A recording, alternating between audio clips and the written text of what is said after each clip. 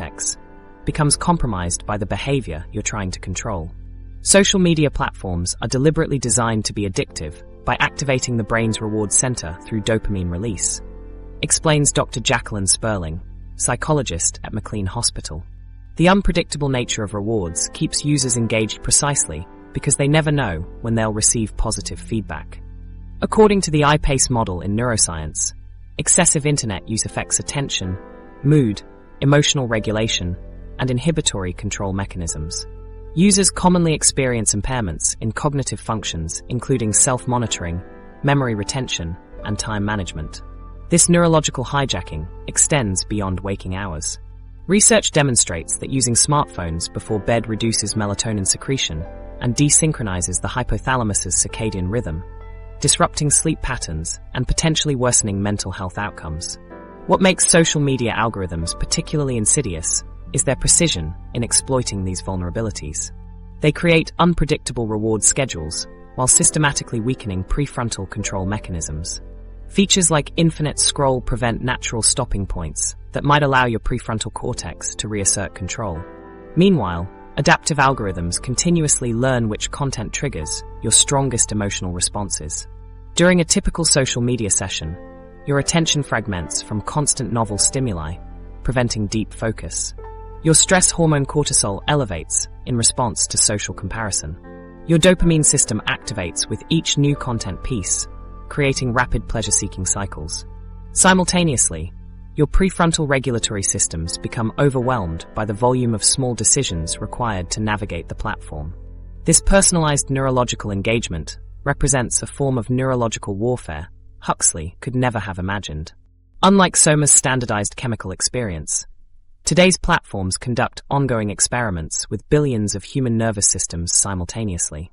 They identify and exploit individual differences in vulnerability, creating addiction patterns tailored to each user's unique neurological landscape. The relationship between user and platform becomes a neurological arms race, where the platform holds all advantages.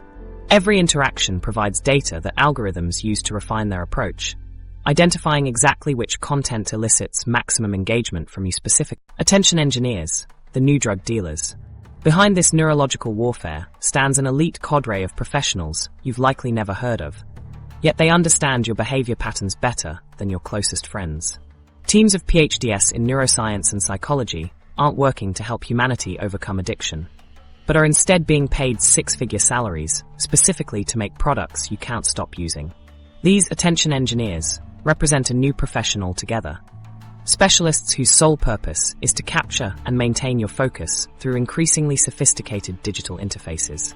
Unlike traditional drug dealers who operate in shadows, these attention engineers work in gleaming Silicon Valley offices, using scientific methods to perfect their craft. They meticulously design every aspect of your digital experience, from the satisfying swoosh sound when you send an email to the exact shade of red used for notification badges. Nothing is accidental.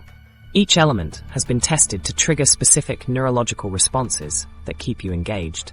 These professionals are behavioral scientists conducting the largest unregulated psychological experiment in human history, with billions of users as their test subjects. The research they rely on is being actively applied to products you interact with daily. When platforms introduce new features, they're implementing battle-tested strategies to deepen your dependence. Tech companies have assembled multidisciplinary teams that combine expertise from surprising fields. Behavioral economists who understand decision-making biases, gambling industry veterans who specialize in creating near-miss experiences, and anthropologists who study human social connections. This convergence allows them to craft experiences that exploit fundamental human needs for validation, novelty, and completion. Every design element exists to capture more of your attention. A/B testing has evolved into a precision science where companies run thousands of tests simultaneously, measuring minute differences in engagement. Did users spend 2.3% longer on version A than version B? That's enough to determine which version rolls out globally.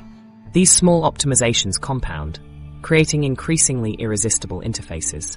Consider algorithmic feeds that replaced chronological ones across platforms. Internal documents from tech companies reveal this change wasn't to improve user experience. Engagement metrics are what truly matter. When Twitter switched to an algorithmic feed, Users spent significantly more time scrolling despite vocal complaints about the change. The company prioritized metrics over stated preferences because what users say they want differs from what keeps them engaged. Tristan Harris, once a design ethicist at Google, had a revelation that transformed his career path.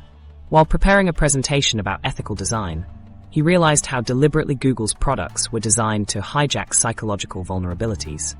This moment of clarity led him to speak out against the very systems he helped create.